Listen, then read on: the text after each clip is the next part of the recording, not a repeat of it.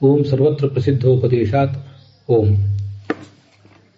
ಈ ಸೂತ್ರದ ಮತ್ತು ಭಾಷ್ಯ ದೀಪಿಕಾದ ಅರ್ಥ ನಾವು ನೋಡ್ತಾ ಇದ್ದೀವಿ. ಅದರಲ್ಲಿ ಸಿದ್ಧಾಂತಕ್ಕನುಸಾರವಾಗಿ ಶ್ರುತ್ಯರ್ಥ ಏನು ಅಂತ ಅನ್ನೋದನ್ನ ನೋಡ್ತಾ ಇದ್ದೀವಿ. ಅಲ್ಲಿ ಈ ಪುರುಷಂ ಪ್ರತಿ ಆದಿತ್ಯೋ ಭವತಿ ಅನ್ನೋದನ್ನೆಲ್ಲ ನೋಡಿ ಮುಗಿಸಿದ್ದೇವೆ. ಇನ್ನು ಸೂರ್ಯ ಆತ್ಮ ಜಗತಃ ತಸ್ತುಷಶ್ಚ ಅಂತ ಬಂದಿದೆ. ಇದು ಈ ಯಜುರ್ವೇದದ ಮಧ್ಯಾಹ್ನ ಸಂಧ್ಯಾವಂದನದಲ್ಲಿ ದಿಗುಪಸ್ಥಾನ ಮಾಡ್ತೀವಲ್ಲ, ಆ ಸತ್ಯೇನ ರಜಸ ವರ್ತಮಾನವ ನಿವೇಶಯನ್ನ ಮೃತ್ಯಂಚ ಅಂತ ಅಲ್ಲಿ ಬರುವಂತಹ ಮಂತ್ರ, ಅದರ ಒಂದು ಭಾಗ ಇದು. ಸೂರ್ಯ ಈ ಜಗತ್ತಿನ ಮತ್ತು ತಸ್ತುಸ್ನ ಆತ್ಮನಾಗಿದ್ದಾನೆ ಅಂತ ಅಲ್ಲಿ ಅಭಿಪ್ರಾಯ ಹೇಳ್ತಿದ್ದಾರೆ. ಜಗತ್ತಂದ್ರೆ ಗಚ್ಚತಿ ಇತಿ ಜಗತ್ತು, ಯಾವುದಕ್ಕೆ ಚಲನೆ ಇದೆಯೋ ಅದನ್ನ ಜಗತ್ ಅಂತ ಹೇಳ್ತಾರೆ. ಮತ್ತೆ ತಸ್ತುಷ್ ಅಂದ್ರೆ ತಿಷ್ಠತಿ ಇತಿ ತಸ್ತುಷ್, ಯಾವುದು ಒಂದ್ ಕಡೆ ನಿಂತ್ಕೊಂಡಿರ್ತದೋ ಅದಕ್ಕೆ ತಸ್ತುಷ್ ಅಂತ ಹೀಗೆ ಹೇಳ್ತಾರೆ. ಅಂತೂ ಈ ವೃಕ್ಷ ಮೊದಲಾದದ್ದು ತಸ್ತುಷ್, ಒಂದೇ ಕಡೆ ನಿಂತ್ಕೊಂಡಿರುವಂಥದ್ದು. ಮತ್ತೆ ಮನುಷ್ಯ, ಪ್ರಾಣಿ ಇತ್ಯಾದಿಗಳೆಲ್ಲವೂ ಕೂಡ ಗಚ್ಚತಿ, ಅದು ಜಂಗಮ. ಸ್ಥಾವರ ಜಂಗಮಗಳೆಲ್ಲದಕ್ಕೂ ಕೂಡ ಆತ ಆತ್ಮ ಅಂತ ಅದರ ಅರ್ಥ. ಆತ್ಮ ಅಂದ್ರೆ ಆದಾನಾದಿಕರ್ತ ಅಂತ ಅರ್ಥ ಬರೆದಿದ್ದಾರೆ. ಆದಾನಾದಿಕರ್ತ ಅಂತ ಅರ್ಥ ಬರೆದಿರೋದು ಈ ಹೆಚ್ಚಾಪ್ನೋತಿ ಯದಾದತ್ತಿ ಹೆಚ್ಚಾತಿ ವಿಷಯಾನಿಹ ಹೆಚ್ಚಾಸ್ಯ ಸಂತತೋಭಾವ ತಸ್ಮಾದ್ ಆತ್ಮೇತಿ ಭಣ್ಯತೆ ಅಂತ ಮಹಾಭಾರತದ ಒಂದು ಶ್ಲೋಕ ಇದೆ. ಆ ಶ್ಲೋಕವನ್ನು ಆಚಾರ್ಯರು ಸರ್ವಮೂಲದಲ್ಲಿ ಒಂದೆರಡು ಕಡೆ ಕೋಟ್ ಮಾಡಿದ್ದಾರೆ.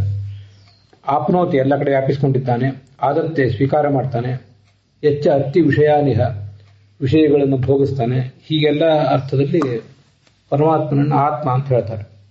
ಆದ್ರಿಂದ ಆದಾನಾದಿಕರ್ತ ಅಂತ ಅಲ್ಲಿ ಅರ್ಥ ಬರೆದಿದ್ದಾರೆ. ಮುಂದೆ ಸೂರ್ಯಪ್ರಾಪ್ಯ ಅಂತಿದೆ. ಸೂರ್ಯಪ್ರಾಪ್ಯ ಸೂರ್ಯನ ಶಬ್ದದ ಅರ್ಥ ವಿವರಣೆ ಮಾಡಿದ್ದಾರೆ. ಸೂರ್ಯಪ್ರಾಪ್ಯ ಹೇಗೆ ಅಂದ್ರೆ, ಸೂರ್ಯಬಿಹಿ ಯ ಅಂತೇನಿದೆ ಅದು ಯಾ ಪ್ರಾಪಣಿ ಧಾತುವಿನ ಒಂದು ಸಂಕ್ಷಿಪ್ತ ರೂಪ.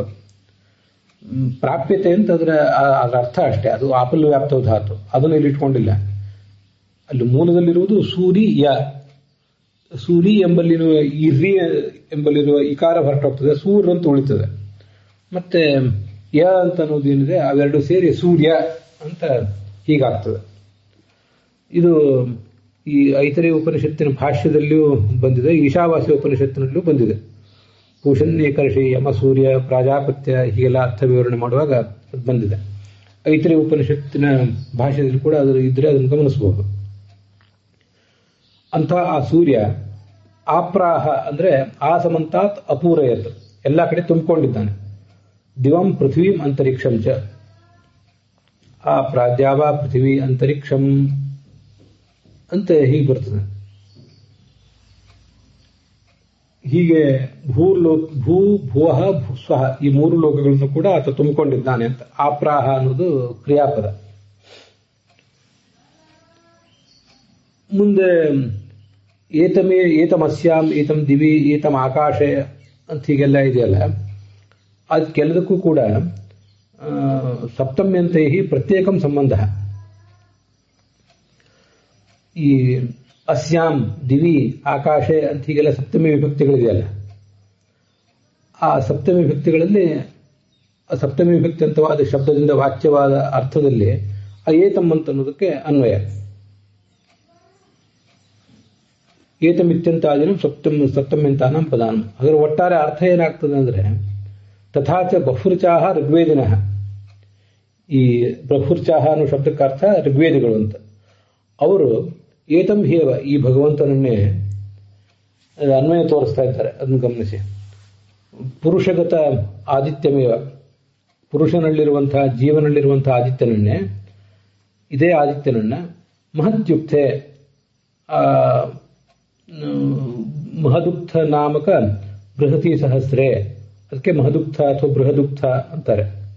ಅಂತಹ ಬೃಹತಿ ಸಹಸ್ರದಲ್ಲಿ ಅಂದರೆ ತದ್ದೇವತಾ ವಿಷಯದಲ್ಲಿ, ಬೃಹತಿ ಸಹಸ್ರದಿಂದ ವಾಚ್ಯವಾದಂತಹ ದೇವತಾದ ವಿಷಯದಲ್ಲಿ, ಅದರ ಅರ್ಥ ತದ್ದೇವತಾಮಿತಿ, ಆ ಬೃಹತಿ ಸಹಸ್ರದಿಂದ ಪ್ರತಿಪಾದ್ಯವಾದ ದೇವತೆ ಎಂಬುದಾಗಿ ಮೀಮಾಂಸಂತೆ, ಜಾನಂತಿ ಅಂತ ಹೀಗೆ ಅದರ ಅರ್ಥ. ಮುಂದೆ ಹಾಗೆ ಏತಂ ಅಸ್ಯಾಂ ದಿವಿ ಹೀಗೆ ಎಲ್ಲದಕ್ಕೂ ಅಲ್ಲಿ ಮುಂದೆ ಇದೆಯಲ್ಲ ಅದೇ ಥರನೇ. ಹಾಗೆ ಇಲ್ಲಿ ಬಹುರುಚಾಹ ಮತ್ತೆ ಒಂದೊಂದಕ್ಕೆ ಅನ್ವಯ. ಇದು ಋಗ್ವೇದಿಗಳ ಬಗ್ಗೆ ಮೊದಲು ಮಾತಾಯಿತು, ಆಮೇಲೆ ಯಜುರ್ವೇದಿಗಳ ಬಗ್ಗೆ ಮಾತು ಬಂದಿದೆ. ಏತಮಧ್ವರ್ಯವಹ ಅಗ್ನೌ ಅಂತ ಹೀಗೆ ಬಂದಿದೆ. ಅಧ್ವರ್ಯವಹ ಅನ್ನೋದಕ್ಕೆ ಅರ್ಥ ಯಜುರ್ವೇದಿನಃ ಅಂತ. ಋಗ್ವೇದದ ಪುರೋಹಿತನಿಗೆ ಹೋತ ಅಂತ, ಯಜುರ್ವೇದದ ಪುರೋಹಿತನಿಗೆ ಅಧ್ವರ್ಯು ಅಂತ, ಸಾಮವೇದದ ಪುರೋಹಿತನಿಗೆ ಉದ್ಗಾತ ಅಂತ, ಹಾಗೆ ಅಥರ್ವವೇದದ ಪುರೋಹಿತನಿಗೆ ಬ್ರಹ್ಮ ಅಂತ ಹೇಳ್ತಾರೆ. ಆ ಬ್ರಹ್ಮನ ಕೆಲಸ ಅಥರ್ವವೇದದ ಜವಾಬ್ದಾರಿಯನ್ನು ನೋಡುವುದಲ್ಲದೆ ಸಮಗ್ರ ಯಜ್ಞದ ಜವಾಬ್ದಾರಿ ನೋಡುವುದು ಕೂಡ ಆಗಿರುತ್ತದೆ. ಆದ್ದರಿಂದ ಅಧ್ವರ್ಯು ಅಂದರೆ ಯಜುರ್ವೇದಿ ಪುರೋಹಿತ ಅಂತ ಅರ್ಥ. ಅವನು ಅಗ್ನವು, ಅಗ್ನಿಯಲ್ಲಿ ಅವನನ್ನು ಆರಾಧನೆ ಮಾಡ್ತಾನೆ. ಅಗ್ನಿಯಲ್ಲಿ ಯಜುರ್ವೇದದಲ್ಲಿ ಯಜ್ಞದ ಭಾಗಗಳು ಹೆಚ್ಚು, ಋಗ್ವೇದದಲ್ಲಿ ಈ ದೇವತೆಗಳ ಸ್ವರೂಪವನ್ನು ವರ್ಣನೆ ಮಾಡುವಂಥ ಭಾಗಗಳು ಹೆಚ್ಚು. ಹಾಗಾಗಿ ಅಧ್ವರ್ಯವಹ ಅಂತಂದರೆ ಯಜುರ್ವೇದಿನಃ. ಆ ಯಜುರ್ವೇದದಲ್ಲಿ ಬರುವಂತಹ ಯಜ್ಞದ ಸ್ವರೂಪ ಏನಿದೆ, ಆ ಯಜ್ಞದ ಪ್ರಸಂಗದಲ್ಲಿ ಅಗ್ನೌ ಅಂತಿದೆಯಲ್ಲ, ಅದಕ್ಕೆ ಚಯನ ಸಾಧನ ಇಷ್ಟಕ ದೇವತಾ ವಿಷಯೇ ತದ್ದೇವತಾಂ ಮೀಮಾಂಸಂತೆ ವಿಷಯೇ ಅಗ್ನೌ ಅಂತಿದೆ. ಅಗ್ನಿ ಎಂಬುದಕ್ಕೆ ಬರೀ ಅಗ್ನಿ ಅಂತ ಅರ್ಥ, ವಾಸ್ತವಿಕವಾಗಿ ಮೂಲ ಶಬ್ದದ ಅರ್ಥ. ಆದರೆ ಚಯನಕ್ಕೆ ಸಾಧನವಾದ ಇಷ್ಟಕಾ ದೇವತೆಗಳು, ಆ ಇಷ್ಟಕಾ ದೇವತಾದ ವಿಷಯದಲ್ಲಿ ಅಂದರೆ ಆ ದೇವತೆ ಎಂಬುದಾಗಿ ಆ ಭಗವಂತನನ್ನೇ ಅವರು ಮೀಮಾಂಸಂತೆ ತಿಳಿತಾರೆ ಅಂತ ಹೀಗರ್ಥ. ಅಲ್ಲೀಗ ಆ ಚಯನ ಸಾಧನವಾದ್ದು ಇಷ್ಟಕ, ಆ ಇಷ್ಟಕಾದ ದೇವತೆ, ಅದನ್ನೆಲ್ಲ ನಾವು ತಿಳ್ಕೊಳ್ಬೇಕು. ಇಷ್ಟಕ ಅಂದರೆ ಇಟ್ಟಿಗೆ ಅಂತ ಅರ್ಥ. ಈ ಯಜ್ಞಕುಂಡ ಮಾಡುವಾಗ ಇಟ್ಟಿಗೆಗಳನ್ನು ಇಟ್ಟಿರ್ತಾರೆ, ನಮಗಿದು ಗೊತ್ತಿದೆ. ಆ ಇಟ್ಟಿಗೆಯಲ್ಲಿ ದೇವತಾ ಸ್ವರೂಪಗಳಿರ್ತವೆ, ಅನೇಕ ರೂಪಗಳಿಂದ ಭಗವಂತ ಅಲ್ಲಿರ್ತಾನೆ. ಅದನ್ನೆಲ್ಲ ಈ ಬೃಹತಿ ಸಹಸ್ರದಲ್ಲೂ ಇತರೆ ಉಪನಿಷತ್ನಲ್ಲೂ ಒಂದಿಷ್ಟು ವರ್ಣನೆ ಮಾಡಿದ್ದಾರೆ. ಹೀಗೆ ಇಷ್ಟಕ ಅಂದರೆ ಇಟ್ಟಿಗೆ, ಆ ಇಟ್ಟಿಗೆಯಲ್ಲಿರೋ ಭಗವಂತನ ರೂಪಗಳು, ಆ ರೂಪಗಳ ಕುರಿತಾಗಿ ಅವರು ಕೂಡ ರೂಪ ಎಂಬುದಾಗಿ ಭಗವಂತನನ್ನು ಆರಾಧನೆ ಮಾಡ್ತಾರೆ. ಸರಿ, ಆ ಇಟ್ಟಿಗೆಗಳು ಯಾವುದಕ್ಕೆ ಸಾಧನ ಅದು ಅಂದರೆ ಚಯನಕ್ಕೆ ಸಾಧನವಾದದ್ದು ಇಷ್ಟಕಾಗಳು. ಚಯನ ಅಂದರೆ ಏನಂತ ಮುಂದೆ ನೋಡೋಣ. ಚಯನ ಅನ್ನುವುದೊಂದು ಯಜ್ಞದ ಪ್ರಕ್ರಿಯೆ, ಆ ಪ್ರಕ್ರಿಯೆಗೆ ಸಾಧನವಾದದ್ದು ಈ ಇಟ್ಟಿಗೆಗಳು. ಆ ಇಟ್ಟಿಗೆಗಳಲ್ಲಿರೋ ಭಗವಂತನ ರೂಪದ ವಿಷಯದಲ್ಲಿ ಆ ಭಗವಂತನನ್ನು ಆರಾಧನೆ ಮಾಡ್ತಾರೆ. ಅಂದರೆ ಭಗವಂತನನ್ನು ಆ ಇಟ್ಟಿಗೆಗಳಲ್ಲಿ ಅನೇಕ ರೂಪಗಳು ಉಳ್ಳವನು ಅಂತ ಅವರು ಕೂಡ ಜಿಜ್ಞಾಸೆ ಮಾಡ್ತಾರೆ ಅಂತ ಅದರ ತಾತ್ಪರ್ಯ. ಆಯಿತು, ಚಯನ ಅಂದರೆ ಏನು? ಚಯನ ಅಂದರೆ ಸಾಮಾನ್ಯವಾಗಿ ಸಂಗ್ರಹಿಸುವುದು ಅಂತ ಅರ್ಥ. ಹೂವು, ತುಳಸಿ ಇತ್ಯಾದಿಗಳನ್ನು ಸಂಗ್ರಹಿಸುವುದು, ಯಾವುದಕ್ಕಾದ್ರೂ ಚಯನೆ ಅಂತ ಧಾತು, ಸಂಗ್ರಹಿಸುವುದು ಅಂತ ಅರ್ಥ ಆಗ್ತದೆ. ಆದರೆ ಯಜ್ಞದ ಪ್ರಸಂಗದಲ್ಲಿ ಚಯನ ಅಂತ ಅನ್ನೋದಕ್ಕೆ ಒಂದು ನಿರ್ದಿಷ್ಟವಾದ ಅರ್ಥ ಇದೆ, ಅದೊಂದು ಪಾರಿಭಾಷಿಕ ಶಬ್ದ ಅಲ್ಲಿ ಆಗ್ತದೆ. ಅಗ್ನಿಗೆ ಸಂಸ್ಕಾರ ಮಾಡಲಿಕ್ಕೆ ಉಪಯೋಗ ಮಾಡುವಂತಹ ಒಂದು ಪ್ರಕ್ರಿಯೆ ಅದು. ಅಗ್ನಿಗೆ ಈ ವ್ಯಸ್ತ ಸಮಸ್ತ ವ್ಯಾಹೃತಿಗಳಿಂದ ಭೂಹು ಭೂಹ ಸ್ವಹ ಮತ್ತು ಭೂರ್ಭುವ ಸ್ವಹ ಈ ಎಲ್ಲ ಮಂತ್ರಗಳಿಂದ ಅಗ್ನಿಗೆ ಷೋಡಶ ಸಂಸ್ಕಾರ ಸಿದ್ಧಾರ್ಥವಾಗಿ ಆಹುತಿ ಹಾಕ್ತಾರೆ, ಅದೆಲ್ಲ ನಮ್ಗೆ ಗೊತ್ತಿದೆ. ಅದಲ್ಲದೇನೆ ಈ ಬೇರೆ ಬೇರೆ ಥರದ ಸಂಸ್ಕಾರಗಳನ್ನು ಮಾಡಬೇಕಾಗ್ತದೆ ಅಗ್ನಿಗೆ. ಅದರಿಂದ ಚಯನ ಅಂದರೆ ಅಗ್ನಿಗೆ ಸಂಸ್ಕಾರ ಮಾಡುವುದು, ಅಗ್ನಿ ಸಂಸ್ಕಾರಕ್ಕಾಗಿರುವಂಥ ಒಂದು ಪ್ರಕ್ರಿಯೆ ಅಂತ ಅರ್ಥ.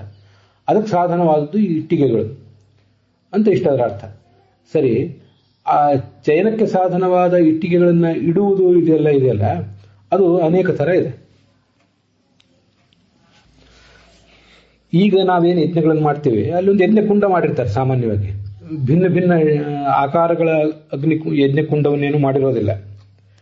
ಪ್ರಾಯ ಈಗ ಮಾಡ್ತಿರುವಂಥ ನಾವು ಶಾಂತಿಗಳು, ಗೃಹ ಶಾಂತಿ, ಸಂಧಿ ಶಾಂತಿ, ಹೋಮಾನ ಹೋಮ ಇತ್ಯಾದಿಗಳಿಗೆ ಅದು ಬೇಕಾಗಿಲ್ವೇನೋ, ಅಷ್ಟದ್ರ ಬಗ್ಗೆ ನಮ್ಗೆ ಜ್ಞಾನ ಇಲ್ಲ. ಅಂತೂ ಪ್ರಾಚೀನ ಕಾಲದಲ್ಲಿ ದೀರ್ಘಕಾಲದ ಯಜ್ಞಗಳೇನು ನಡೀತಾ ಇದ್ವು, ಅಲ್ಲೆಲ್ಲ ಈ ಅಗ್ನಿಗೆ ಆಹುತಿ ಹಾಕಲಿಕ್ಕೆ ಒಂದು ಕುಂಡ ಇರ್ತದೆ, ಇಲ್ಲಂತಲ್ಲ. ಆದರೆ ನಾವು ಈಗಾಗಲೇ ನೋಡಿದಂತೆ ಅಗ್ನಿಗೆ ಸಂಸ್ಕಾರ ಕೊಡ್ಲಿಕ್ಕೋಸ್ಕರ ಒಂದು ದೀರ್ಘವಾದಂಥ ಪ್ರಕ್ರಿಯೆಯನ್ನು ಮಾಡ್ತಾರೆ. ಅದರಲ್ಲಿ ಈ ಅನೇಕ ಪಕ್ಷಿಗಳ ಆಕಾರದ್ದು ಮೀಮಾಂಸಾ ಕೋಶಗಳಲ್ಲಿ ಅದು ವಿಷಯ ಬರ್ತದೆ. ಗರುಡ ಚಯನ ಮತ್ತು ಹೀಗೆಲ್ಲ ಶೇನ, ಹದ್ದು, ಗರುಡ ಇತ್ಯಾದಿ ಆಕಾರದ ಒಂದು ಯಜ್ಞಕುಂಡವನ್ನು ಮಾಡ್ತಾರೆ. ಈ ವೇದಿಕೆಯನ್ನು ಮಾಡ್ತಾರೆ ಇಟ್ಟಿಗೆಗಳಿಂದ. ಅದನ್ನೇ ನಾವು ಬೇರೆ ಬೇರೆ ಕಡೆ ಗಮನಿಸ್ಬೋದು. ಈ ಥರ ಮಾಡಿ ಅಲ್ಲಿ ಆಹುತಿ ಹಾಕೋದು, ಅಲ್ಲಿ ಇಡೀ ಇದರಲ್ಲೆಲ್ಲ ಆಹುತಿ ಹಾಕ್ತಾರೆ ಅಂತಲ್ಲ, ವೇದಿಕೆ ಆಕಾರದ್ದಿರ್ತದೆ. ಆಹುತಿ ಹಾಕೋದು ಅದರಲ್ಲಿ ಯಾವುದೋ ಒಂದು ಭಾಗದಲ್ಲಿ ಮಾತ್ರ ಹಾಕಿರ್ತಾರೆ. ಆಹುತಿ ಹಾಕ್ಲಿಕ್ಕೆ ಅಷ್ಟು ದೊಡ್ಡದೇನು ಬೇಕಾಗಿಲ್ಲ. ಆದರೆ ಬೇರೆ ಬೇರೆ ಆಕಾರದ್ದು ಆ ಥರದ ವೇದಿಕೆಗಳಿರ್ತವೆ. ಇಷ್ಟನ್ನೆಲ್ಲ ದೊಡ್ಡ ದೊಡ್ಡ ವೇದಿಕೆಗಳು, ಇಟ್ಟಿಗೆಗಳಿಂದ ಗರುಡ, ಹದ್ದು ಇತ್ಯಾದಿ ಆಕಾರದ ವೇದಿಕೆಗಳನ್ನು ನಿರ್ಮಾಣ ಮಾಡಿ ಅಗ್ನಿಗೆ ಸಂಸ್ಕಾರ ಕೊಟ್ಟು ಅದನ್ನು ಮುಂದೆ ಅಗ್ನಿಯಲ್ಲಿ ಆಹುತಿ ಹಾಕುವ ಪ್ರಕ್ರಿಯೆ ಇಷ್ಟೆಲ್ಲ ನಡೀತದೆ. ಅಲ್ಲಿ ಅಗ್ನಿಗೆ ಸಂಸ್ಕಾರ ಕೊಡುವಂತಹ ಕ್ರಿಯೆ ಮತ್ತು ಆ ಇಟ್ಟಿಗೆಗಳಿಂದ ಭಿನ್ನ ಭಿನ್ನ ಆಕಾರದ ವೇದಿಕೆಗಳನ್ನು ತಯಾರು ಮಾಡುವಂತಹ ಕ್ರಿಯೆಗೆ ಅಗ್ನಿಚಯನ ಅಂತ ಕರೀತಾರೆ. ಅದಕ್ಕೆ ಚಯನಕ್ಕೆ ಸಾಧನವಾದದ್ದು, ಅಗ್ನಿಯ ಚಯನಕ್ಕೆ ಸಾಧನವಾದ ಇಟ್ಟಿಗೆಗಳೇನಿವೆ, ಆ ಇಟ್ಟಿಗೆಗಳಲ್ಲಿ ಭಗವಂತನ ರೂಪಗಳಿವೆ ಅಂತೆಲ್ಲ ಇತರೆ ಉಪನಿಷತ್ತು ಇತ್ಯಾದಿ ಕಡೆಗಳಲ್ಲಿ ಪ್ರತಿಪಾದಿತ ಆಗಿದೆ. ಆ ಪ್ರತಿಪಾದಿತವಾದ ಆ ಭಗವಂತನ ರೂಪಗಳನ್ನೇ ಆ ಯಜುರ್ವೇದವನ್ನು ಓದುವಾಗ ಆ ದೇವತೆ, ಆ ಎಲ್ಲ ಪುರೋಹಿತರು ಕಾಣ್ತಾರೆ ಅಂತ ಅದರ ತಾತ್ಪರ್ಯ. ಛಂದೋಗಾಹ ಅಂದ್ರೆ ಇದು ಸಾಮವೇದದ ಪುರೋಹಿತರು. ಅವರು ಮಹಾವ್ರತ ಅನ್ನೋ ಒಂದು ಯಾಗ, ಅದನ್ನ ಇವನು ಇಂದ್ರ ಮಾಡಿದಂತ ಹಿಂದಿನ ಕಾಲದಲ್ಲಿ ಬಂದಿದೆ. ತದಾಖ್ಯ ಸ್ತೋತ್ರಸ್ಯ ದೇವತಾಂ ಸ್ತೋತ್ರೆ ಮೀಮಾಂಸಂತೆ. ಆ ಮಹಾವ್ರತ ಅನ್ನೋ ಯಾಗದಲ್ಲಿ ಪ್ರತಿಪಾದ್ಯನಾದ ದೇವತೆ ಅಂತ ಆ ಭಗವಂತನನ್ನೇ ಆರಾಧನೆ ಮಾಡ್ತಾರೆ. ಅಲ್ಲಿ ಮುಂದೆ ಏತಂ ಅಸ್ಯಾಂ, ಏತಂ ದಿವಿ ಅಂತ ಹೀಗೆಲ್ಲ ಇದೆಯಲ್ಲ. ಅಸ್ಯಾಂ ಅಂದ್ರೆ ಈ ಪೃಥ್ವಿಯಲ್ಲಿ ಅಂತ ಅರ್ಥ. ದಿವಿ ಅಂದ್ರೆ ಅಂತರಿಕ್ಷ ಮತ್ತು ವಾಯುವಾದಿಗಳಲ್ಲಿ. ಸರ್ವೇಷು ಭೂತೇಶು, ಎಲ್ಲಾ ಪ್ರಾಣಿಗಳಲ್ಲಿಯೂ ಕೂಡ. ಸರ್ವೇಷು ಪ್ರಾಣಿಷು ಅಂತರ್ವ್ಯಾಪ್ತಂ ಆಚಕ್ಷತೆ ವಿದ್ವಾಂಸಃ. ಮತ್ತು ಸರ್ವೇಷು ಅಂತ ಅನ್ನೋದ್ರಿಂದ ಸರ್ವೇಷು ಭೂತೇಶು ಅಂತ ಹೀಗೆಲ್ಲ ವರ್ಣನೆ ಮಾಡಿದ್ದಾರೆ. ಪ್ರತಿಯೊಂದು ಭೂತದಲ್ಲೂ ಕೂಡ, ಪ್ರತಿಯೊಂದು ಜೀವದಲ್ಲೂ ಕೂಡ ಅವನೇ ಇದ್ದಾನೆ. ಭೂತ ವೃತ್ತಿತ್ವ ಮಾತ್ರ ಪ್ರತಿಪಾದಿತೆಯ ಅಭಿಪ್ರೇತೆ. ಏವಂ ಏತಂ ಸರ್ವಭೂತ ಅಂತರ್ಗತಮೇವ ಸರ್ವಭೂತಗತಮೇವ ವಿಷ್ಣು ಗುಣಪೂರ್ಣತ್ವ ವ್ಯಾಪ್ತತ್ವಾಚ್ಚ ಏತಂ ಮುಖ್ಯತೋ ಬ್ರಹ್ಮೇತ್ಯಾಚಕ್ಷತೆ.